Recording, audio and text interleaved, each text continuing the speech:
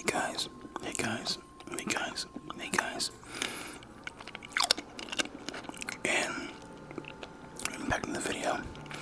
This is Kae-Toad Essentials ASMR,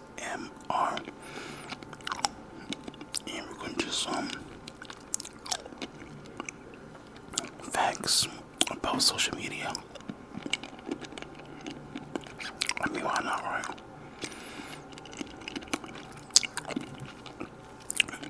Everyone, their grandma has it, so it's been a while since I did some facts, right? You know?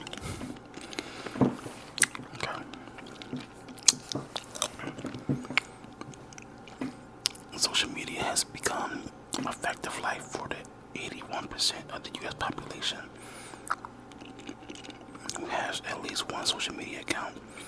While this networking technology can be beneficial for a number of reasons, including helping long-distance family members and friends stay in touch, there are quite a few negative effects that scrolling through these feeds can have on our mental health. Here are just a few of the top facts about how social media affects your mental health. What you can do to give it a boost instead. Number one,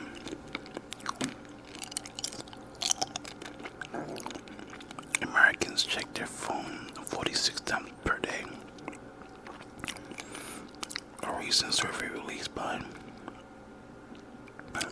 Deloitte, whatever it's called, found that on average Americans check their phones 46 times per day. Collectively, that's a whopping 8 billion daily phone checks in the country.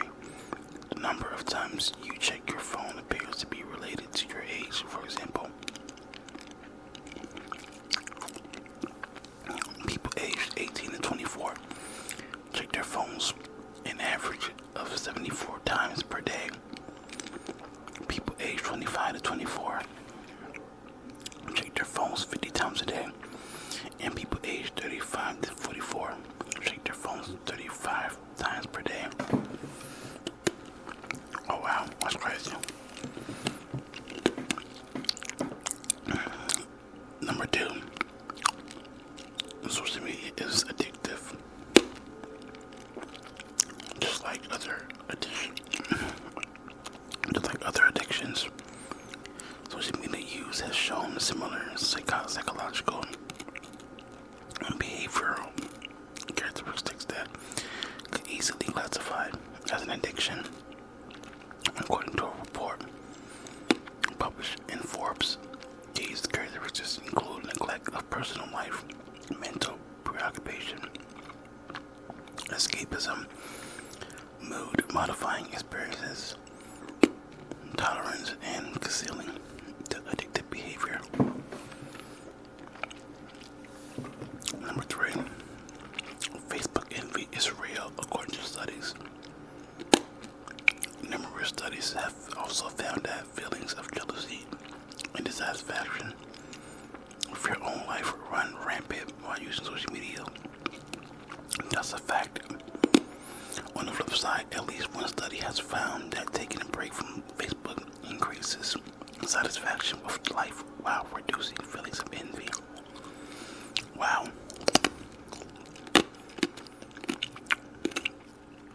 Very, very, very interesting indeed. Okay. Number four. Facebook is linked with greater social isolation. Interestingly enough, social media platforms that are supposed to bring people together are continually linked with higher incidence of social isolation for their users.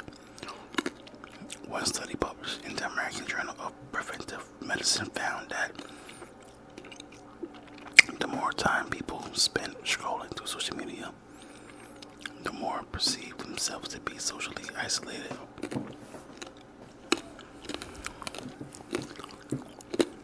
Number five,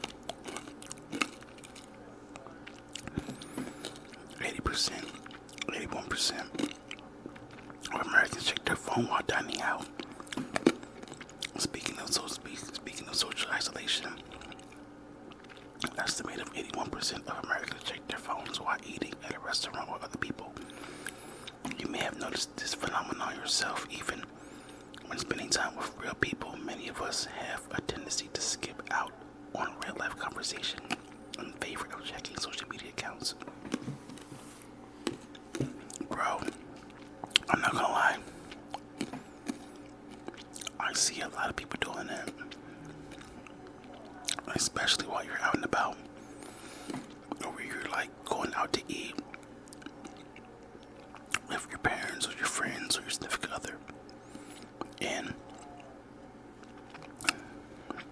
for some reason you check your phone instead of just eating your meal with the person you're with. And yeah, that I definitely see that happen all the time. Like, I'm not gonna lie. Like, that is very true. Very true. I'm not gonna lie. I think everyone does that. Everyone go out to eat or go somewhere and they're on their phone, including myself. I'm not gonna lie, But that is very crazy to see that when you're out and about sometimes and you're not really enjoying life. You're just basically just going somewhere nice and then you're on your phone. Most of the time.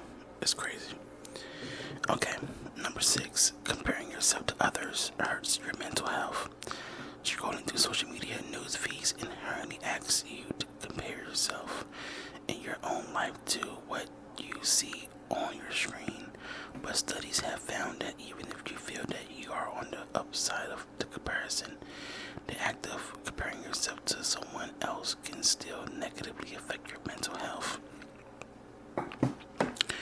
I think that's very true as well. Like, you go on social media and you see people with these cars or living their best life or going this place or that place, or they got the dopest electronics or whatever you want to get but you don't have. Yeah, it can definitely make yourself like, yo, is my life better, or that's the ice machine.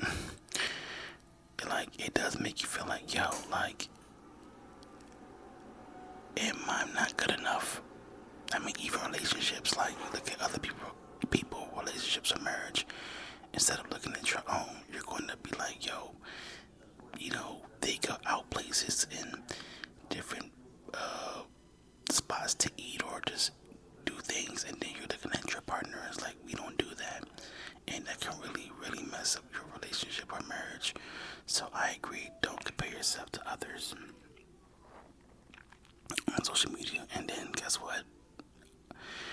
Most times people are not going to show you how they really are on social media. They're going to show you the highlight reels, the good side, the good things, and they're going to show you the bad things or things that aren't going so well with them. So keep that in mind. Number 7, cyberbullying is a growing problem. According to DoSomething.org, 43% of kids report having been bullied online, and an outstanding 70% say they see frequent bullying online. Cyberbullying has become a growing problem worldwide, largely in part because of the sheer number of teens who now have smartphones and social media accounts. Yeah, back then, lucky I was, I'm a millennial, so I was kind of born like right on like the middle when it comes to social media, like MySpace and all that stuff. So we didn't have that much, too much.